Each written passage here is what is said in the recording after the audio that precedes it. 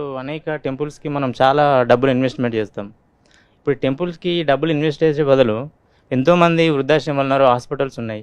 వాటికి డబ్బులు పెట్టొచ్చు కదా! టెంపుల్స్‌కే ఎందుకు పెట్టాలి? హ్మ్. చాలా మంచి ఇప్పుడు ప్రశ్న. నేను రోడ్డు మీద వస్తుంటే చాలామంది అనాథ వాళ్ళు ఉన్నారు.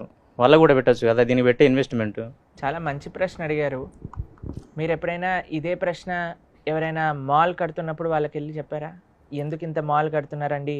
మీరు ఒక 3,000,00,00,000, 4,000,00,00,000 మీ బిజినెస్‌లో ఇన్వెస్ట్ చేయటం కంటే చక్కగా అందరికి పేదలకు పంచేయొచ్చు కదా! అని మీరెప్పుడైనా అన్నారా? లేదు లేదు. ఎవరైనా 1,000,00,00,000 బడ్జెట్ మూవీ తీస్తుంటే, "ఒరేయ్! మేమందరం ఏం పర్వాలేదు నువ్వు మూవీ తాకట్టులో ఉన్న బంగారాన్ని విడిపించి ఆ రోజు ఆన్లైన్ రేటుకే మేము కొంటాం. Sharma gold company. కానీ కేవలం దేవాలయానికి వచ్చినప్పుడే ఎందుకు మనం పనిచేయాలి?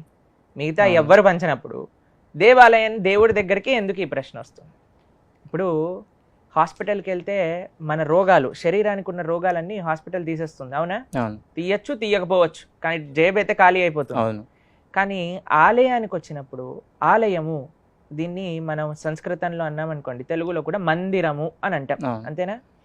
హాస్పిటల్ ఎలా అయితే మన శరీరానికి చికిత్స చేస్తుందో, మందిరం మన మనసుకి చికిత్స చేస్తుంది. ఓకే. మీరు ఎప్పుడైనా మీ జీవితంలో ఏదైనా బాధల్లో ఉన్నా, లేదా ఏదైనా కష్టాల్లో ఉన్నా, ఏదైనా మనసు కొద్దిగా ఏమంటాం డిప్రెషన్లో ఉన్నట్టుగా లోగా ఫీల్ అవుతున్నప్పుడు మీరు ఎప్పుడైనా గుడికి వెళ్ళి దేవుడికి దండం పెట్టుకుంటే మీకు మంచిగా అనిపించింది అనే అనుభవం మీకు ఎప్పుడైనా ఉన్నదా? ఉందండి. ఉందా? మీకుందా పర్సనల్గా? అవును.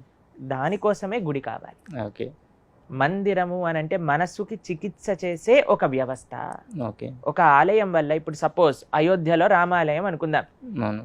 కొన్ని కోట్ల డబ్బులు కట్టి ఆ అయోధ్య రామాలయం నిర్మాణం అయింది. అవును. ఇప్పుడు మీకు ఒకటి తెలిసిన, వరల్డ్లోనే అత్యంత విజిటెడ్ ప్లేస్గా అయోధ్య మందిరం అయోధ్య. మారబోతుంది. ఎంతమందికి జీవన ఉపాధి, ఎంతమంది కార్మికులు పనిచేశారు, ఎంతమంది ఇంజనీర్లు, ఎంతమంది ఆర్కిటెక్ట్స్, ఎంతమంది బిజినెసెస్ చేస్తున్నారు. ఇప్పుడు ఎయిర్పోర్ట్ వ్యవస్థ, ఎకానమీ ఎంత పెరిగింది అక్కడ. అది కేవలం ఒక మందిరం అనేది ఏదో అవసరం లేని ఇన్వెస్ట్మెంట్ కాదండి. మన అలా ఉండుంటే మన రాజులు అంతంత కష్టపడి ఎందుకు మందిరాలు నిర్మించారు పూర్వకాలంలో? ఓకే. సినిమా థియేటర్ నిర్మించుంటే అయిపోయేది కదా, మనందరం హాయిగా సినిమాలు చూసేవాళ్ళు. సినిమాకి వెళ్ళి చూసి బయటకు వచ్చాక ఏ మోటివేషన్ రాదు, మనకి డిప్రెషన్ వస్తుంది, అనవసరంగా డబ్బులు తగిలేసాం ఈ సినిమాకి అని. కానీ ఈ గుడికి వెళ్ళి వచ్చినప్పుడు ఎప్పుడు మనకు అలా అనిపించదండి. మందిరము అని అంటే ఎక్కడైతే భగవంతుడు కొలువై ఉంటారో ఆ స్వామి యొక్క శక్తి. ఒక టెంపుల్, ఇప్పుడు తిరుపతి వెళ్ళారు గీతాంజలి గారు, దర్శనం చేసుకొని వచ్చారు, వెంకటేశ్వర స్వామి హుండీలో డబ్బులు ఇస్తున్నారు. ఎన్ని అద్భుతమైన కార్యక్రమాలు వాటితో చేస్తున్నారు, ఎన్ని లక్షల మందికి అన్నదానం చేస్తున్నారు, ఎన్ని లక్షల మందికి వైద్యం అందిస్తున్నారు, ఎన్ని ఇన్స్టిట్యూషన్స్ నడుస్తున్నాయి, ఎంతమంది ఎంప్లాయీస్ పనిచేస్తున్నారు టీటీడీలో, అవునా కాదా చెప్పండి? కాబట్టి everything has its own role to play. ఇప్పుడు మనం అడిగామనుకోండి, పార్లమెంట్ ఎందుకు తీసేయచ్చు కదా, కొత్త పార్లమెంట్ కట్టడం ఎందుకు, డబ్బులు పంచేయండి, దేనైనా పంచేయచ్చు. ఆ పంచడం మనతో స్టార్ట్ అవ్వాలి. ఇప్పటి నుంచి ఏం చేయాలి అంటే, ఇలా ప్రశ్న అడిగే వాళ్ళందరూ వాళ్ళ జన్మదినోత్సవాలని, యానివర్సరీలని అవి ఇవి చేసుకోవటం ఆపేసి ఫస్ట్ ఆ డబ్బుల్ని పంచండి, దాని తర్వాత భగవంతుడి దగ్గరికి వద్దురు. కానీ మా స్వామి ఏమన్నాడుగా పాపం, ఇలానే నవ్వుతూ ఉంటాడు కాబట్టి అందరు దేవుడిని టార్గెట్ చేయడానికి ప్రయత్నం చేస్తారు. అదే పక్కన వాడికి వెళ్ళి, ఎరే నువ్వు ఇంత పెద్ద బర్త్డే పార్టీ ఎందుకు చేస్తున్నావు, అవసరం లేదు, నీ డాటర్ ఫస్ట్ బర్త్డే చేయటం అని అన్నారనుకోండి, లాగా ఒక్కటి పీకుతాడు. కాబట్టి మనం జాగ్రత్తగా ఉంటాం అక్కడ. కాబట్టి మందిరము అనేది చాలా ముఖ్యమైన ప్రదేశం. మన సనాతన ధర్మానికి కేంద్రం మందిరాలు అన్నమాట. వాటిని చక్కగా మనం నిర్మింపజేయాలి. మందిరం ఏదో భగవంతుడు పూజలు చేసే ఒక ప్లేస్ కాదండి. అది వ్యక్తులు వెళ్ళినప్పుడు ట్రాన్స్ఫర్మేషన్ని కలిగించే ప్లేస్, మార్పుని, మనస్సు యొక్క మార్పు. దాంతోపాటు మీరు చూసారనుకోండి, మందిరంలో సర్వీస్, ఎంగేజ్మెంట్ ఎన్నో ఉంటాయి. కాబట్టి మందిరము అనేది మన సనాతన ధర్మానికి కేంద్ర బిందువు. ఓకేనా? ఓకే. సంతోషం. Thank you.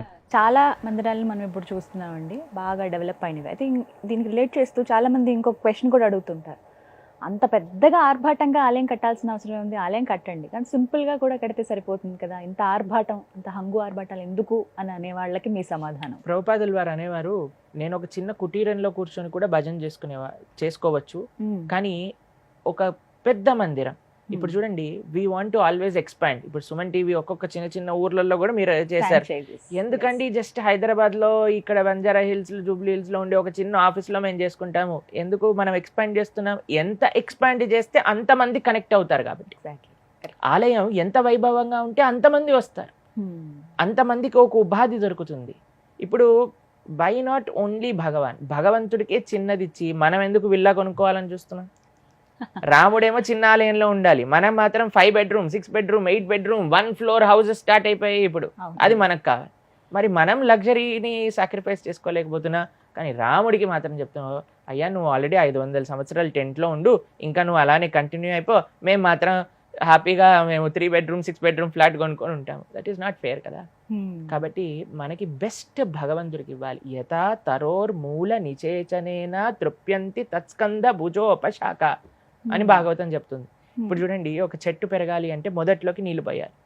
పోసారనుకోండి చెట్టు ఆటోమేటిక్గా పెరుగుతుంది కదా, పూలు వస్తాయి, కాయలు వస్తాయి, పండ్లు వస్తాయి.